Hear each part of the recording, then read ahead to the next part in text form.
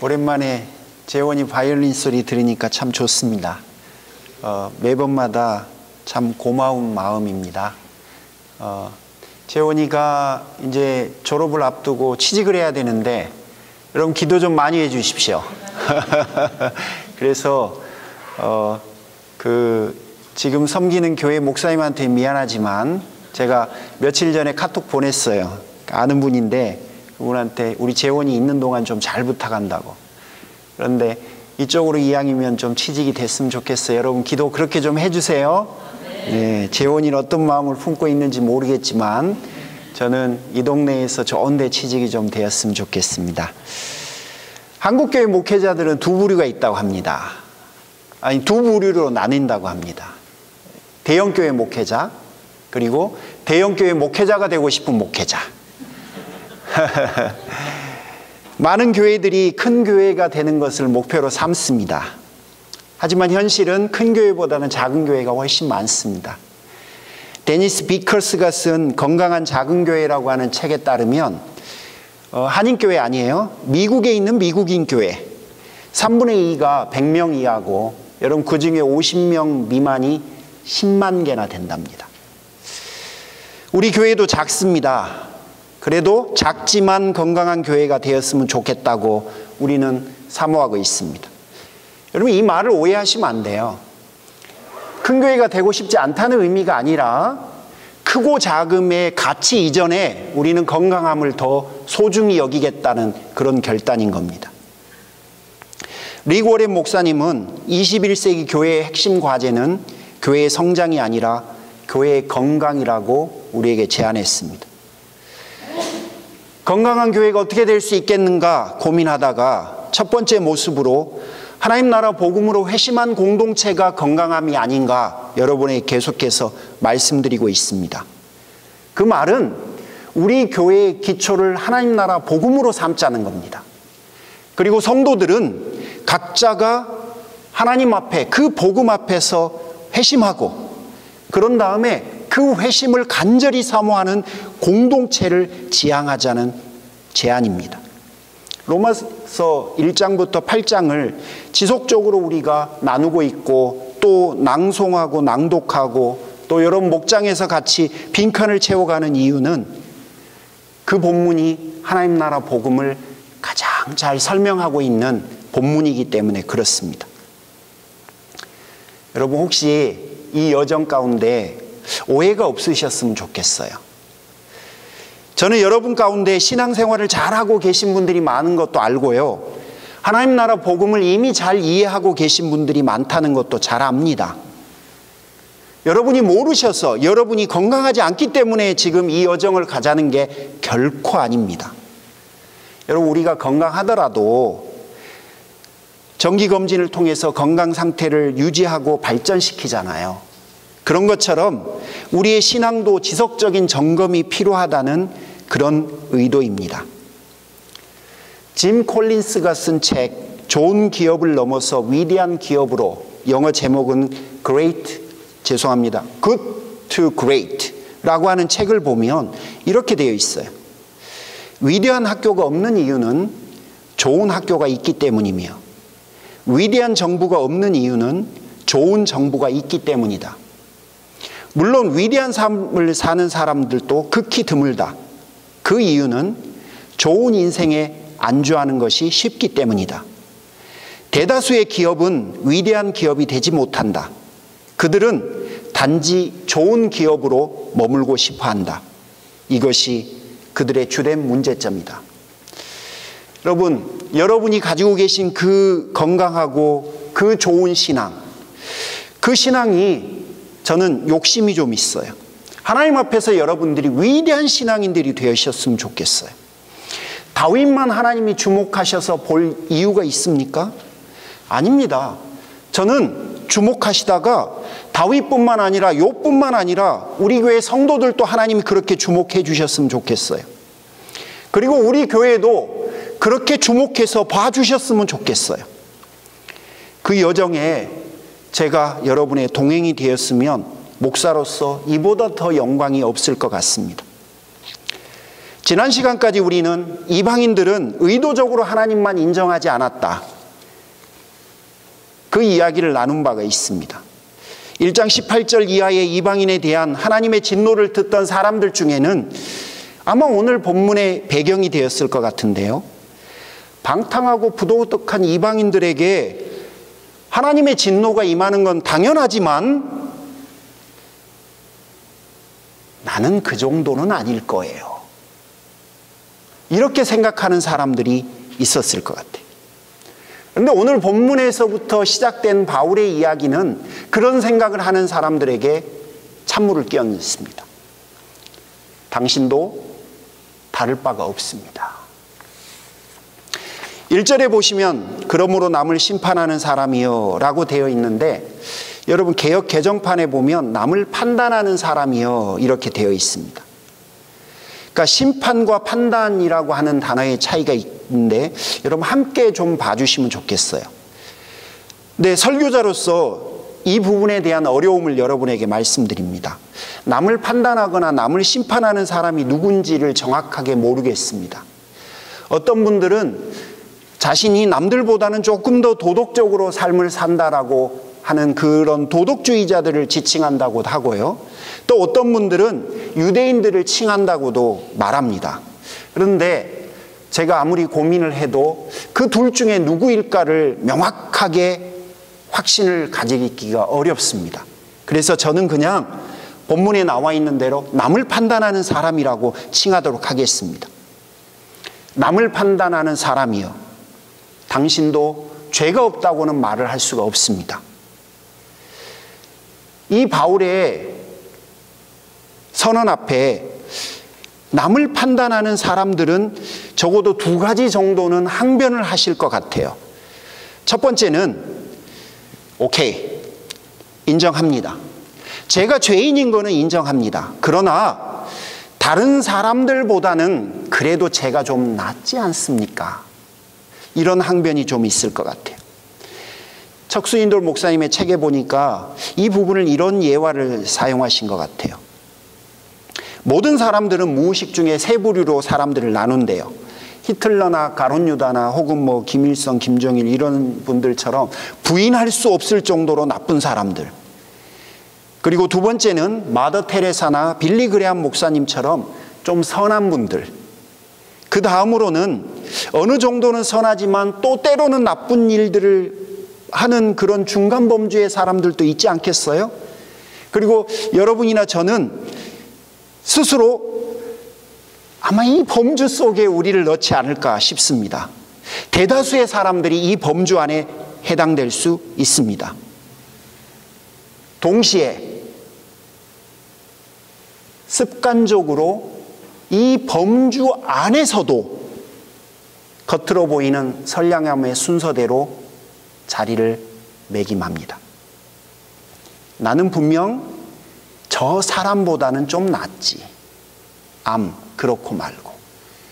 적어도 저 사람보다는 내가 좀 더 낫지. 알코올 중독자들은 마약 중독자들이 자신보다 더 나쁜 사람들이라고 흉보입니다. 마약 중독자들은 술주정뱅이를 조롱합니다. 심지어 감옥에서도 살인죄, 강도죄, 사기죄를 저지른 사람들이 성추행범들을 저질이라고 조롱하고 학대한다고 합니다. 범죄에도 명예가 있다고 하면서요. 두 번째 항변도 있을 수 있을 것 같아요. 예, 저도 죄인인 건 압니다. 그래도 제가 심판은 면할 정도 아닐까요? 그런 항변이 있을 수 있어요. 프란시스 셰이퍼의 그 복음의 진수라고 하는 책을 보면 그분께서 이탈리아에서 한 경험을 이야기합니다. 자신이 묵던 호텔에서 두 명의 사업가를 만났는데요. 첫 번째 사업가와 복음을 이야기할 때 그분이 이런 이야기를 하더래요. 만약 하나님이 계시다면 나를 받아들이셔야 할 겁니다. 왜냐하면 나는 다른 사람들에 비해서 여러모로 낫거든요. 무슨 뜻이시죠? 저기 있는 저 사람 보이십니까? 그는 정말 고약하고 비열한 사업가입니다. 저는요, 적어도 그 사람보다는 낫습니다. 그가 말한 다른 사업가가 마침 오는 거예요. 그래서 셰이퍼 목사님이 그분과 대화를 하게 됩니다. 그런 다음에 그분이 또 이런 이야기를 하는 거예요. 만일 하나님이 계시다면 저는 매우 다행입니다. 왜 그렇습니까? 나에게는 아파 누워있는 두 누이가 있는데요, 저는 그들을 돌보는 일에 제 인생을 바치고 있기 때문에 그렇습니다. 여러분, 정말 심정적으로 이해가 가요. 그리고 어떤 부분은 정말 공감이 됩니다. 여러분, 아픈 두 누이를 위해서 인생을 살아가고 있다면 적어도 그 부분만큼은 정말 헌신적이고 희생적이지 않습니까? 그리고 그런 삶을 살고 있는 사람들은 흔치 않습니다. 우리도 그런 생각을 할 수 있습니다. 내가 살아온 세월은 저 사람이 살아온 세월보다 낫다, 충분히 생각할 수 있습니다. 그런데 여러분, 채널을 잘못 맞추고 계신 겁니다. 우리가 해결해야 될 죄의 문제는요, 사람들끼리 누가 더 낫냐고 순서를 매기는 것이 아닙니다. 하나님과의 무너진 관계를 해결하는 것이 지금 우리가 이야기하고 있는 죄의 문제의 핵심입니다. 옆 사람보다 내가 좀 더 나은 삶을 살았다고 하나님과의 깨어진 관계의 문제가 해결되는 게 아니라는 이야기입니다. 주변의 사람들과의 그 수평적인 삶은 하나님과의 그 수직적인 관계가 해결된 이후에 참 의미를 찾을 수 있는 겁니다. 그리고 저는 우리가 다른 사람들을 향해서 하고 있는 그 판단 그 자체에도 이의를 제기하고 싶습니다. 여러분, 한번 주위를 둘러보십시오. 지금 여러분, 우리 안에 있는 공동체 중에는 직장 동료의 레이오프를 보면서 착잡한 마음과 혹은 내가 언제 그렇게 될지도 모른다는 불안감 때문에 불안감을 안고 지금 이 자리에 앉아 계신 분들이 계실 수도 있습니다. 몸이 아픈 자녀를 두고 그 아이를 볼 때마다 가슴이 무너지는 부모님도 계시고요. 결혼과 취업 때문에 고생하고 있는 그 아이들을 지켜봐야 하는 그런 부모의 마음과 심정을 가지고 이 자리에 앉아 계신 분도 계십니다. 그 아이들의 미래가 염려되고 걱정이 되어서 하나님 앞에 도움을 구하고 싶은 마음으로 이 자리에 앉아 계신 분도 계시고요. 전과 같지 않은 몸 상태를 보면서 마음속에 나도 모르게 찾아오는 걱정을 가지고 이 자리에 앉아 계신 분도 계십니다. 경제적 어려움과 위기 가운데 하나님의 도우심을 구하고 싶은 그런 심정을 가지고 앉아 계신 분들도 분명히 계실 거예요.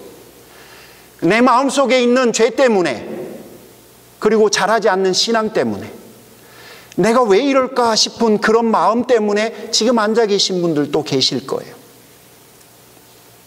우리의 상황과 우리의 처지가 이런데 과연 우리가 그런 분들을 향해서 판단을 하는 것이 어떤 유익을 가져올 수 있을까요? 제가 설교자로서 여러분에게 제기하고 싶은 의문인 겁니다. 이의입니다. 어떤 경우에는 우리가 판단을 해야 될 경우가 옵니다. 그리고 조심스럽지만 하나님은 리더십 반열에 있는 우리에게 그런 판단을 요구하고 또 판단을 하라고 명하실 때에도 있습니다.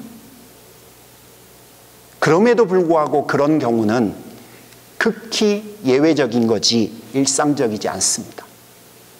그렇다면 여러분, 우리가 누군가를 향해서 판단하는 것이 과연 옳을까요?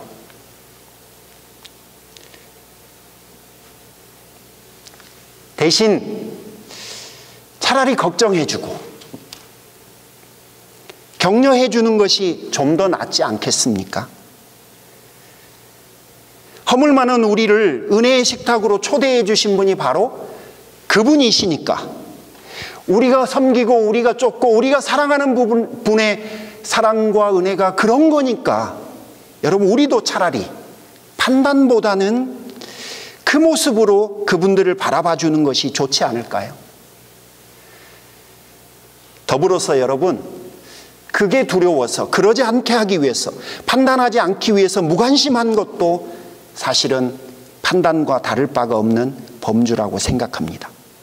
이런 의도에서 여러분, 설교자로서 조심스럽게 우리가 하고 있는 그 판단 자체에 여러분 이의를 제기하고 싶습니다.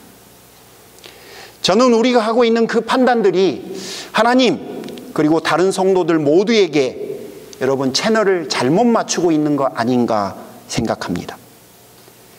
성경은 이야기합니다. 그러므로 그대가 누구이든지 죄가 없다고 변명할 수 없습니다.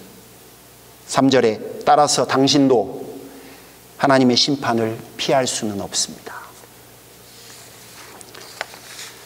살아가다 보면요, 이 정도는 괜찮구나, 야 이런 건 지속해도 상관없는가 보다, 아 내가 지금 잘하고 있는 거구나, 이런 생각이 들 때가 있어요. 처음에는 조심스러웠어요. 아 이러면 안 될 것 같은데, 그런 생각이 들다가도 한 번 하고 두 번 하고 또 그러다 보니까 나도 모르게 그렇게 되어버리는 경우가 있잖아요. 나중에는 그게 당연한 거고 또 내 행동을 합리화시키는 경우도 있습니다. 그러다 보니 어떤 경우에는요, 너무 많이 가셔서 우리가 하나님의 은혜 없이도 살아갈 수 있는 것처럼, 하나님의 은혜는 내 삶 속에서 필요 없는 것처럼 말하고 행동하기도 합니다. 지금 저는 아무 문제 없어요. 왜 자꾸 저를 불편하게 하시려고 하세요? 부담스러운 이슈들은 말씀하지 마세요. 꺼내지 마세요. 왜 이러세요? 저는 지금 잘하고 있는데, 지금 저 잘하고 있어요. 예, 맞아요. 여러분 그렇게 보이시죠? 그런데 하나님이 우리에게 제기하시는 이 일을 한번 들어보시겠습니까? 정말 하나님도 그렇게 생각하고 계신다고 여러분 확신하십니까? 4절에 우리가 잘하고 있는 것처럼 보이는 이유가 무엇인지를 설명합니다.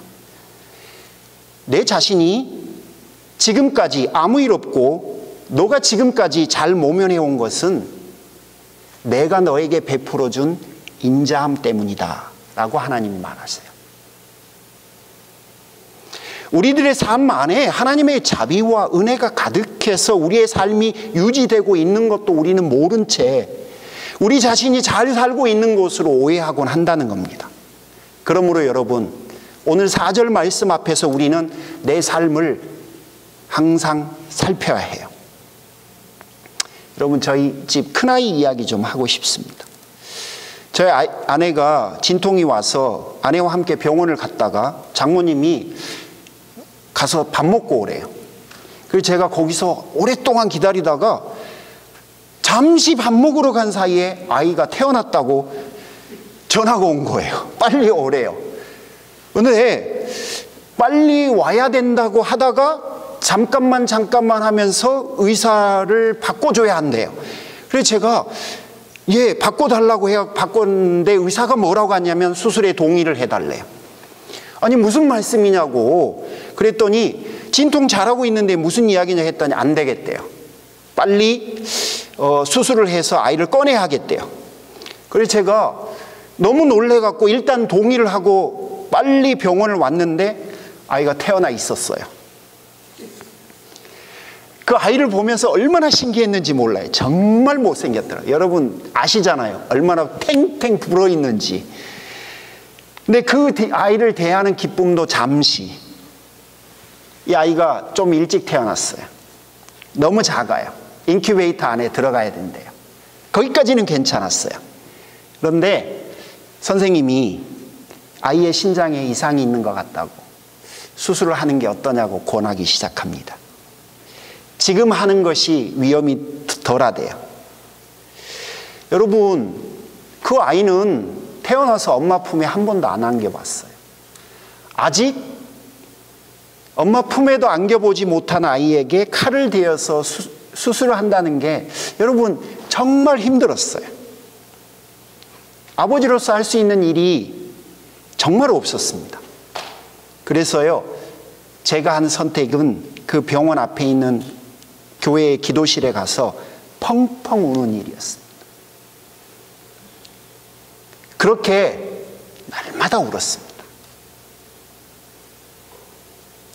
저는 손가락 10개, 발가락 10개가 당연한 줄 알았어요. 그리고 남들은 잘만 낳더라고요. 그런데 아닐 때도 있더라고요. 누구에게는 당연한 자비인데 어떤 이유에서인지는 잘 모르지만 그 당연함을 맛보지 못하는 경우도 있습니다. 그제서야 저는 알았어요. 저의 삶을 지탱하는 것이 하나님의 자비였음을. 여러분 가운데 그 당연한 자비가 허락되지 않는 그런 삶을 어느 부분 가지고 계신 분들 있으시지요? 네, 명확한 건 있어요. 저도 Why me?라고 하는 그런 원망을 하나님 앞에 여러 번 해봤는데요. 적어도 명확한 한 가지는 뭐냐면요. 하나님 여러분을 사랑해요. 그 당연한 자비가 혹시 여러분의 삶의 한 부분 허락되지 않았다 하더라도 그것 때문에 하나님이 여러분을 사랑하지 않는 건 절대 아니에요. 이유는 아직 잘 모르죠. 저도 잘 몰라요. 아직 해결되지 않고 진행형에 허락되지 않는 자비들이 제 인생에도 많이 있는데요. 여러분 그럼에도 불구하고 이 사실만은 명확합니다. 하나님은 허락되지 않는 그 자비의 모습에도 하나님의 사랑은 여전해요. 그래서요, 설교가 좀 밖으로 새지만 여러분 용기를 가지십시오. 그리고 분명히 허락되지 않았던 그 자비가 그 자비에 대한 의문이 풀릴 것이고, 그리고 어느 날은 분명히 하나님을 여러분이 찬송하고 찬양하게 될 날이 순간이 올 거라고 믿습니다. 그때까지 공동체가 같이 함께 아파해 줬으면 좋겠어요. 자, 본래의 논의로 다시 돌아가겠습니다. 안타깝게도 우리는 하나님의 자비가 여전한 그 순간에는 여러분 이런 걸 잘 모릅니다. 그냥 당연한 거라고 우리는 그렇게 생각해요. 그래서 그 하나님의 자비를 홀대하곤 합니다. 기도합시다. 기도할게요. 그러면 네. 여러분 그 기도가 가지고 있는 놀라운 은혜를 우리는 잘 몰라요. 그래서 기도를 별거 아닌 것처럼 생각할 때가 있어요. 기도를 요청하지 않아요. 서로 기도하자고 만나면 격려하지를 않아요. 너무 이상하지 않습니까? 교회 안에 있는 믿음의 동지들이 얼마나 귀한 축복이라는 것을 몰라요. 몰라서 판단해요. 몰라서 서운해하고요. 근데 이거는 축복인 거예요. 어마어마한 복인 거예요. 하나님의 자비인 거예요. 여러분을 향한 하나님의 긍휼이 여기심이에요. 근데 우리는 그게 여전히 있을 때 잘 모릅니다. 5절 하반절에 그런데 너는 나의 인자 너그러움과 오래 참음마저도 업신여기는구나. 여러분 우리의 삶이 하나님의 자비와 인자와 인내임을 모르는 것은 그분을 업신여기는 거고요. 그리고 우리가 여전히 지금의 모습인 것은 우리가 잘했기 때문보다는 하나님의 자비가 여러분 인생 가운데 있기 때문에 그렇습니다. 다음 우리가 좀 논의를 해야 될 이슈가 있는데요. 우리가 하나님 앞에 설 때 우리는 책임을 져야 합니다. 6절 말씀에 보면 하나님께서 각 사람에게 그가 한 대로 갚으신다라고 되어 있어요. 이게 여러분 오해되어지기 쉬울 것 같아서 언급합니다. 이거는 행위 구원 이야기하는 게 아니에요. 우리의 행위로 하나님이 구원하신다 그런 이야기 아니에요. 오해예요. 아니에요. 절대 그게 아니고요. 원래 하나님은 우리 모두를 향해서 믿음으로 우리를 심판하시겠다고 약속하셨는데요. 사람들이 이 약속을 무시하고 모독했어요. 그리고 사람들은 다른 사람들을 향해서 이게 기준이다, 저게 기준이다. 나는 당신의 이런 모습, 저런 모습, 이렇게 해야 돼, 저렇게 해야 돼. 자꾸 요구하고 평가하고 많은 것들을 제시했죠. 판단했죠. 그때 하나님께서 하신 말씀이 그건 거예요. 그래? 그렇다면 내가 너희들에게 믿음으로 너희들 심판하겠다고 했는데 나도 너희들에게 똑같이 너가 그에게 제시했던 그 기준으로 나도 너를 심판하겠다. 지금 그 이야기예요. 하나님이 우리 모두를 행위로 심판하고 구원하겠다는 이야기가 아니라요, 하나님이 우리에게 주신 그 은혜, 그 믿음이 구원의 기준이 아니고 이제 파기되었다는 의미가 아니라 다른 누군가를 향해서 끊임없이 우리가 갖다 대었던 그 잣대를 가지고 하나님이 우리를 벌하시겠다는 이야기입니다. 엄청나게 무서운 이야기죠. 팀 켈러가 자신의 책에서 프란시스 세이퍼가 한 용어를 가져오는데요, 뭐라고 하는 말을 쓰냐면 보이지 않는 녹음기라는 말을 씁니다. 하나님께서 우리가 누군가에게 말을 하고 누군가에게 판단하고 누군가를 평가하고 잣대를 들이댈 때 하나님이 녹음기를 탁 누르신대요. 그리고 우리가 하나님 앞에 섰을 때 하나님께서 우리 앞에서 그 녹음기를 재생하시겠다. 그리고 그 녹음기에 기록된 대로 우리가 그대로 했는지 안 했는지를 판단하고 심판하시겠다는 이야기가 6절의 이야기입니다. 다른 사람들에게 제시한 그 기준, 우리 하나님 앞에서 판단받게 될 기준이 될 터인데, 여러분 자신 있으십니까? 여러분 그 말들, 그 판단들, 그 평가들, 그 심판들 다 책임지실 수 있으시겠습니까? 이거 셰이퍼의 이 이야기를 보면서 제가 너무 놀랐어요. 여러분, 하나님의 사랑과 그분이 우리에게 주신 그 놀라운 은혜만 의지해야 될 필요가 있어요. 제가 그래도 남들보다 좀 낫지 않습니까? 제가 그래도 저 사람보다는 좀 낫지 않습니까? 이거 가지고는 하나님 앞에 설 수 있는 사람이 아무도 없다는 사실. 여러분, 오늘 본문은 우리에게 이것을 다시 인식시켜 줍니다. 마지막으로 여러분과 한 가지 더 나누고 싶습니다. 이 부분을 묵상하다 보니까 사실 제 마음이 좀 아려왔습니다. 여러분이나 저는 주님의 은혜로 하나님의 진노와 심판을 면한 사람들이잖아요. 그렇지만 하나님의 진노와 심판은 여전히 다른 분들에게는 유효합니다. 우리가 인생을 함께 살아가고 있고 또 우리에게 소중했던 그 사람들에게는 여전히 그 하나님의 진노와 심판이 있다는 거예요. 예수님을 아직 영접하지 못한 그분들에게는 그 진노와 그 심판이 여전히 유효하다는 겁니다. 이것이 제 마음을 무겁게 하고 또 무언가를 하지 않으면 안 되겠다는 마음이 커지게 만들었어요. 이럴 때마다 제가 생각나는 분이 있는데요, 저희 할머니입니다. 저희 할머니는 저를 참 많이 사랑해 줬습니다. 그리고요, 저는요 그 할머니가 진짜 좋았습니다. 거의 날마다 저녁밥은 할머니하고 함께 먹었습니다. 그리고 거의 날마다 할머니하고 함께 잠을 잤습니다. 할머니가 다른 집에 사셨거든요. 그런데 저는 날마다 거의 그랬던 것 같아요. 그 후 할머니를 생각할 때마다 이런저런 생각들이 많이 떠오르는데, 그때만 해도요 할머니와 저는 예수님 몰랐습니다, 여러분. 그리고 할머니가 돌아가셨어요.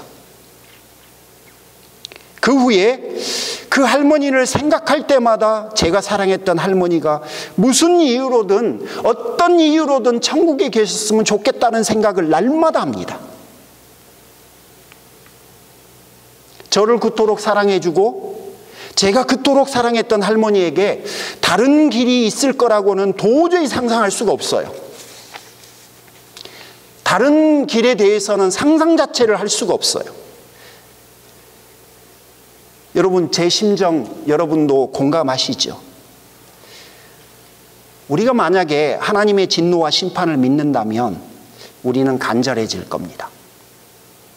하나님 뭘 좀 해주세요. 저 사람을 위해서 뭘 좀 해주셔야 되는 거 아닙니까? 제가 자식이 아프다는 이야기를 듣고